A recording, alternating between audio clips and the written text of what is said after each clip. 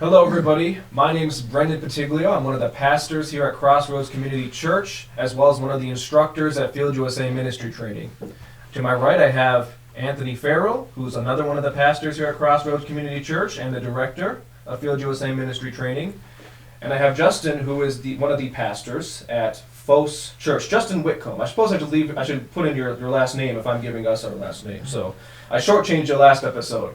And today, whereas before we discussed eldership kind of more broadly and made the general case as to why it's the most desirable, maybe not even most desirable, why it is the model of church organization and church governance that you want to follow, we're now going to dive a little bit more into talking precisely and discuss what elders do. So I want to turn it over to you guys and talk a little bit about some of the character qualities that we might see in elders to launch this discussion. Okay. Well, I mean, if you look at what eldership does, what do they do? It essentially boils down to equipping the saints for the work of ministry. What Paul says is teaching. That is an essential skill for elders, and we'll talk more about what teaching looks like, because I don't believe it's necessarily oratory or teaching from a Sunday morning platform or pulpit. I think it's wider and more expansive than that. And then it's kind of being the rudder of the church, which it's setting the overall spiritual direction, overseeing the ministry direction of the church. Justin, what would you add to that, or anything you would say in addition? Yeah, I think that you, again, have outlined well the function of eldership. Going back to here, talking about who elders are, what they do, as we've talked before, it really, those two things are rooted together. That we'll see that their character informs what they do, and so I think that's a good overview of exactly what eldership is called to do. Yeah, if you had to summarize it, I mean, as I look at biblically what is eldership, it comes down to teaching or equipping, and it comes to oversight. But within that, more importantly than talking about what elders do, it's really looking at who they are. Because when you look at the biblical qualifications of elders, Paul and other scriptures hardly mention their skill set or their abilities or their talent level. That's hardly emphasized. It's almost even seems to be minimized. What is overwhelmingly emphasized is their spiritual character.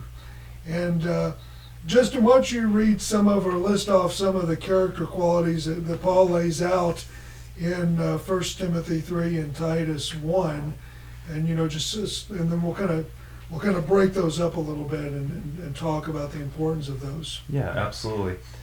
We see here in 1 Timothy 3 and Titus 1 the more direct listing of qualifications for elders. And so we see in 1 Timothy 3 that they're to be above reproach. Titus 1 would say blameless. 1 Timothy 3 would say faithful to his wife, and Titus 1 would echo that. Again, we see that in 1 Timothy 3 that they would be tempered, and Titus 1 would say to be not quick-tempered. And so as you go down this list, you actually don't see anything that really is perceived as any kind of gifting, skills, something that is innate within the man themselves, but ultimately it is a life that reflects the work of God in the person, that the Holy Spirit has been working to shape this person, this man, to become more like Christ. And so as you go through, you do see a level of competency being listed here, and then within this category you can find maybe what seems to be, what could be most considered a gift, but even so, it does, I think competency is a better term, rooted back into what's being listed here. And so competency would be able to teach, be able to manage his family, that his children will be obedient, and he must not be a recent convert, or he might become conceited and fall under the same judgment as the devil. And so again, heavy emphasis throughout both of these passages, 1 Timothy 3 and in Titus 1, we see a heavy emphasis on character throughout these verses. And again, the only area that we see potential pointing to gifting, but again, not strictly anything to glorify that person or to honor them in themselves, is the ability to teach. And when it talks about there's an implied ability to oversee or to manage, but that comes rootedness in the life they live with their family. Because Paul says if you've got a dysfunctional family life, well, just try leading a church. Yeah, your problems are gonna exponentially multiply. So if you haven't learned to do it at home with your spouse and your kids, then try leading a church. It's going to be worse. And so the teaching, again, their two roles are teaching or equipping, and number two, oversight, that leading, that managing. And with all of this, they break down into three areas where an elder needs to be qualified. Number one, their personal character, who they are in and of themselves. Number two, their relational character, who they are with other people. They need to be respectable, hospitable. They need to be gentle, not quarrelsome. They need to have a good reputation. And then out of that is their competency. Personal character, relational character, and then the competencies, which is pretty minor on the list, of these qualifications. Why would that be? I mean, that sounds, maybe it's just West, we live in the West and we think, oh, we want results, we want someone who's skilled, their personal life doesn't really matter. Why such a heavy emphasis on the personal character and a minimization, if you will, of the actual, what we'll call talent or skill? What's the reason for that? Justin, I'll start with you. Yeah. We'll start with you. Well, ultimately, the health of the church isn't rooted in what we're able to do, what we can offer, but in what Christ has done.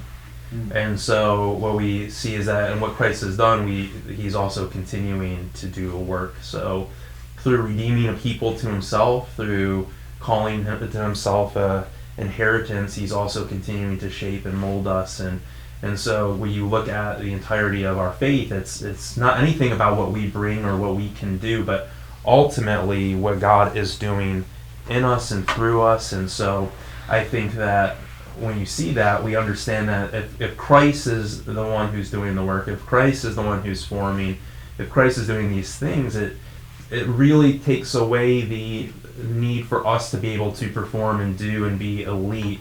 If we look back at the New Testament, we see that all these things, all these gifts anyways, are a gift of the Spirit and need to be understood as such. And so you can see that there's a heavy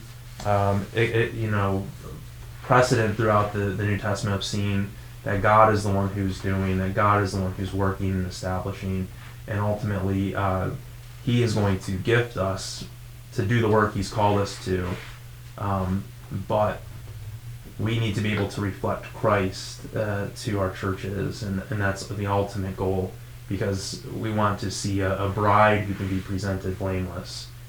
So I think that's why we see such a heavy emphasis on character, less so on gifting and talent, because again, it really isn't about what we can bring anyways. Yeah, we've seen many examples of very talented pastors who have nonetheless not quite had the character there, and that has yielded disastrous results. So yeah. I like what you're saying there. I like what Justin has just stated. The primary qualification of our spiritual leadership is that we have been qualified by Christ through his gracious work in us, that we did not deserve, merit, or achieve. And the character qualities that have been developed within us through our life, through our experience, reflects that. And so when that is reflected within the leadership of the church, guess what? That's going to then ripple, that's going to emanate, that's going to flow into the congregation. When you have an eldership that is working together in spiritual health, healthy harmony, living together as a team in Jesus Christ, that example is going to flow into the rest of the congregation. Their example, Jesus said that by your love for one another, they will know you are my disciples. He did not say that by your incredible sermons. He did not say by your latest technology or your ability to orchestrate these major events of outreach. Yeah, those are all great, and we're not against that. But that is the sword, or that is the outflow of particular talents some of the men or people within your congregation can have. But it's going to be that unity. And I will tell you that when you have people in leadership, no matter what level of leadership, and they have unresolved issues before the Lord, or they have character issues, or they have problems, it is going to lead towards problems within your church. Your church does not experience problems that are of a more difficult or deeper level because of a lack of talent. They are experiencing it because of challenges within character. And if within your leadership you have people, you bring people into your leadership that have unresolved issues before the Lord or problems personally, relationally, that is going to flow to the rest of the church. And so Peter tells us in 1 Peter 5 that we are to be not lording it over. It's not the force of our will or the dynamic of our vision or the charismatic nature of our personalities. It is the example that over time cultivates a life of discipleship and maturity.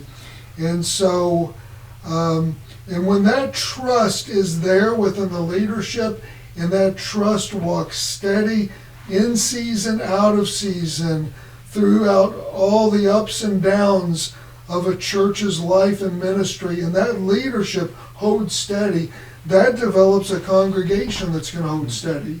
That develops a people that's going to acknowledge that, and is going to have the level of trust, and is going to have the level of confidence to walk in the example that their leaders are showing. Especially when you have a group of leaders doing it together, all of one voice, all of one unit, so to speak, that are holding together. And so this character is showing itself in a group of men who have been discipled and who are discipling others, disciples making disciples.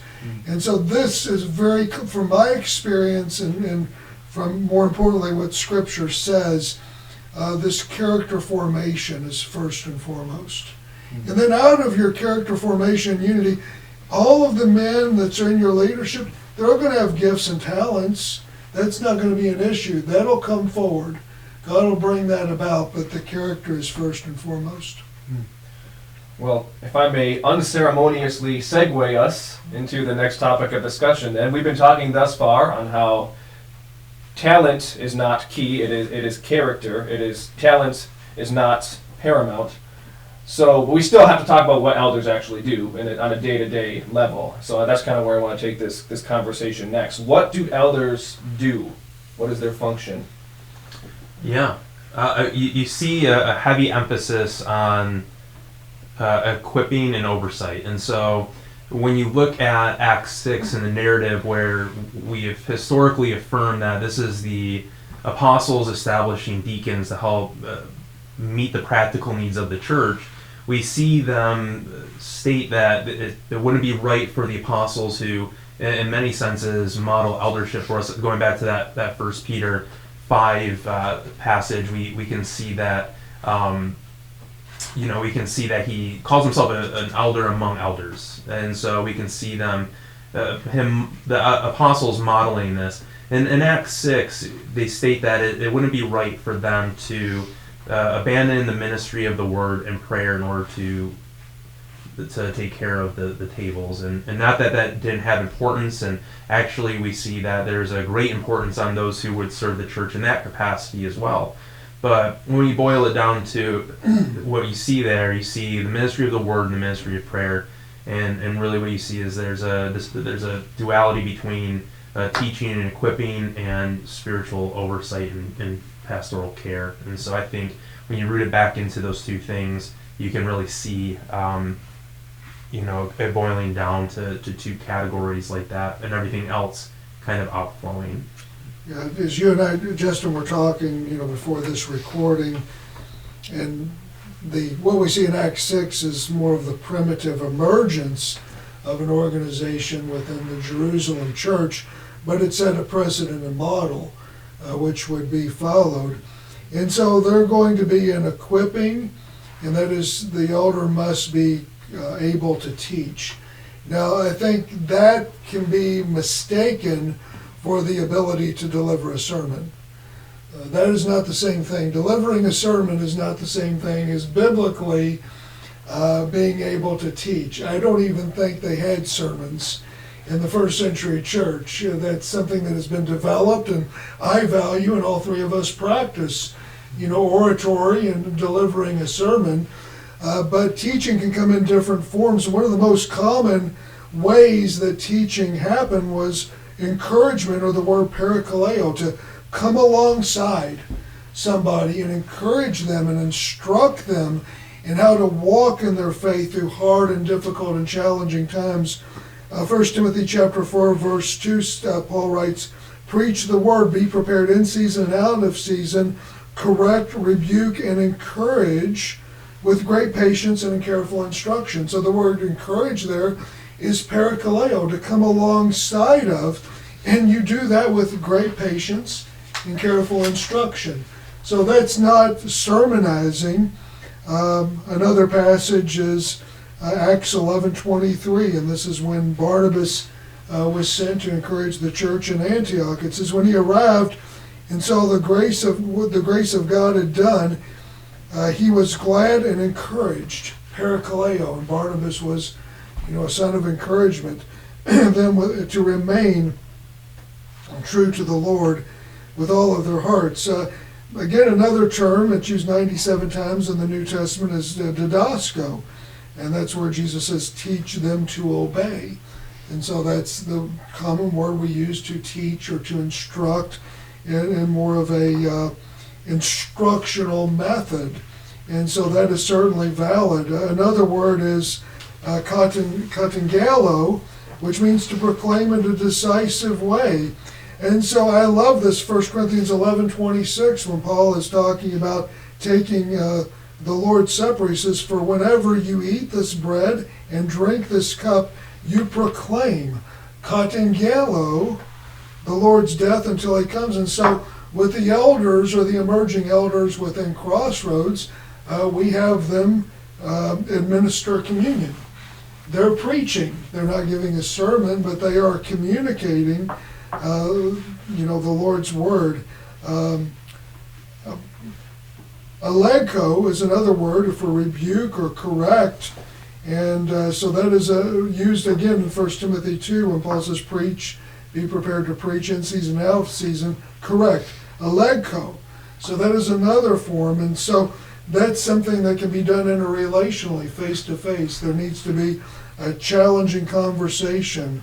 Dialegome is another term where we get the word dialogue, meaning to have those conversations. So sometimes in the teaching, it's going to be encouraging interrelationally, or speaking or addressing groups and providing the instruction of Scripture. So it's not simply oratory or sermons, as important and as valuable as those are. And I know each of us try to work pretty hard at that, as we have the opportunity. But teaching really means that discipling relationship that's going to take place, not necessarily oratory.